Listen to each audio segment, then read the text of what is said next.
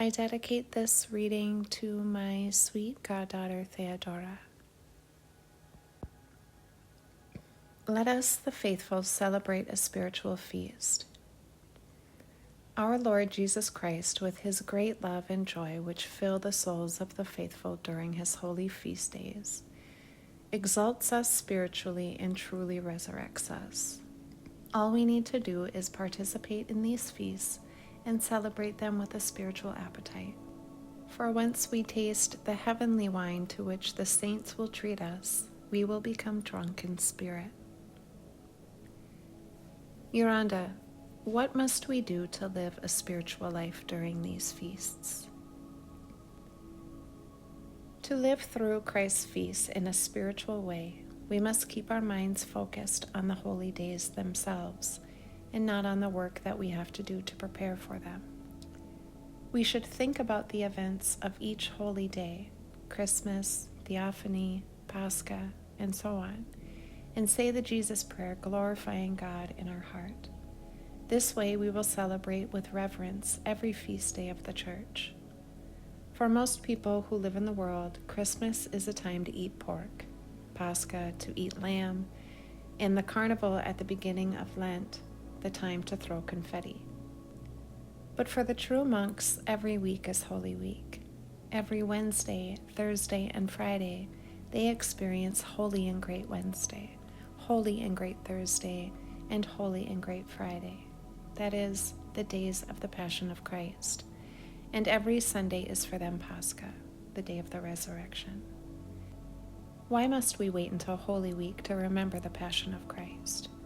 Why should we be like the people who live in the world? Can't we realize what Christ is risen means without eating lamb? You see, Christ said, "Therefore ye also be ready, for in such an hour as ye think not, the Son of Man cometh." He did not say, "Get ready right now." From the moment Christ said, "Be ready," we must all, but especially monks and nuns, be constantly vigilant and ready. We must study and live through these divine events all the time. When someone studies the events of each feast day, he will be naturally moved to pray with particular reverence.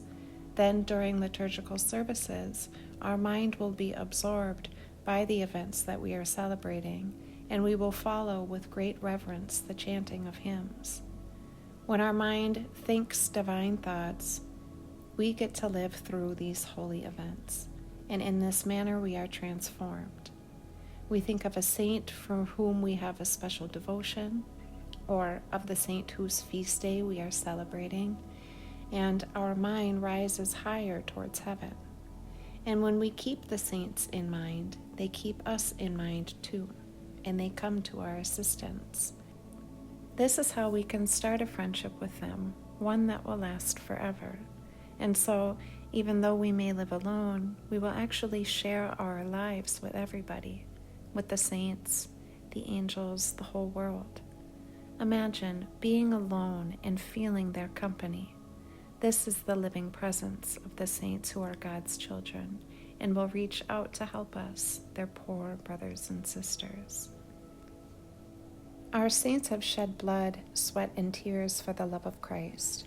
We should always celebrate them with reverence, and they will be here to help us.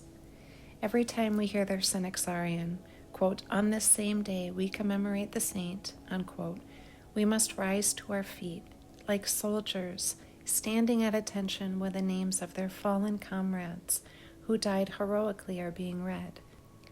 Quote, "On this day of the month, soldier so-and-so fell in action heroically, defending the country in such and such a front," unquote. If we want to feel the significance of a feast day, we must abstain from all work. On Holy and Great Friday, for instance, the only thing that we should be doing is praying. For people who live in the world, Holy Week is full of chores and obligations. On Holy and Great Friday, they will exchange good wishes. Happy Easter. May you live a long life. May your son find a good bride. This is so wrong. On Holy and Great Friday, I will lock myself in my calevi.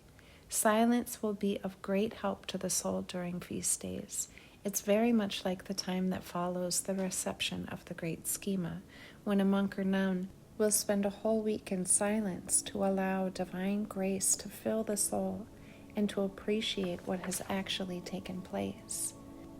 In silence, we get the opportunity to rest a little, to study and pray. When a good thought crosses our mind, when we examine ourselves, or when we say the Jesus prayer, we will really come to feel something of the divine event celebrated on that day. Better is a little that the righteous has. It is unfortunate that in our days we don't use freedom to do good and become holy. Instead, we use freedom to become more secular. In the past, people would work all week and rest on Sunday, a holy day. Now they rest on Saturday as well. But are their lives more spiritual, or are they more sinful? If people spent their time on spiritual work, prayer, spiritual study, and so forth, things could have been different. People would live more conservative and decent lives. But we poor human beings try to rob time from the spiritual things, from Christ. People who live in the world will arrange to do all of their heavy chores on Sundays. They are trying to find one Sunday for this chore, a holy day for another, and that's how they bring God's wrath on themselves. Why would the saints then come to their assistance? Turn Sunday into a chore day? Never. Even if others offer to help us on that day, we should never accept it, not on a Sunday. We will not allow God to be in charge, and so everything that we do without faith in God has nothing to do with Him. It belongs to the world. It does not have His blessing, and for this reason the outcome is never good. When this happens, we like to say, it's the devil's fault. Well, not really. It's not the devil's fault, but ours, for not letting God help us. When we work on holy days, we give the devil rights, and then he gets involved in our affairs. The psalm reads, "Better is the little that the righteous has than the abundance of many wicked." This is the kind of life that will receive a blessing. The rest is as worthy as shavings. But in order to live this way, we must have faith, philotimo, and reverence, and put God in charge of our lives. Otherwise, we'll never get the job right, whether it is on holy days or on weekdays, and we'll end up spending our time on nonsense. And you'll see that God will never abandon you. I have never worked on a Sunday or a feast day, and God has never left my side and has always blessed my work. I remember once some threshing machines were brought to the village, and my father was notified that they could start on Sunday from our fields and then move downhill to other lots. My father said to me, "What should we do? The machines are here." "There is no way that I will work on Sunday," I replied. "We can do it on Monday." "But," my father objected, "if we miss this opportunity, we'll have such a hard time threshing with the horses." "That's fine with me," I said. "If I have to, I'll be threshing all the way to Christmas." So I went to church anyway, without giving the matter any more thought. Well, as the machines started coming toward our field, they broke down. "Forgive us, but the machines won't work. We'll take them to Yanana and fix them, and when we come back on Monday, you'll be first in line." So instead of threshing on Sunday, they ended up threshing on Monday. I've seen this kind of thing happen so many times. What are the lay people supposed to do? How different was the spirit of monasticism in the old days. I remember how lay people who celebrated the Feast of Holy Cross according to the new calendar would come to the Holy Mountain after the feast and bring us grapes. Sometimes the day that they arrived, we would be celebrating the Feast of the Holy Cross according to our calendar. But the fathers would never go to unload the boat on such a day. They would send them back, or just leave them there, both the kayak and the grapes. They would do the same if an olive oil or wood shipment would happen to arrive on the day of a feast. And the monasteries were poor. The monks were thinking, what will people say if they see monks working on this day? They would rather have a storm take the load and lose the oil and grapes than to go and unload the ship, miss the feast, and scandalize souls. Not so today. I happened to be at a monastery on the eve of a feast day, and the monks were unloading grapes. The entire cenobium later gathered together to squeeze them. That night they were supposed to have a vigil, but they decided to postpone it and to transfer it to another time, and that was a major feast. In another place, they were repairing a monastery damaged by fire on a Sunday.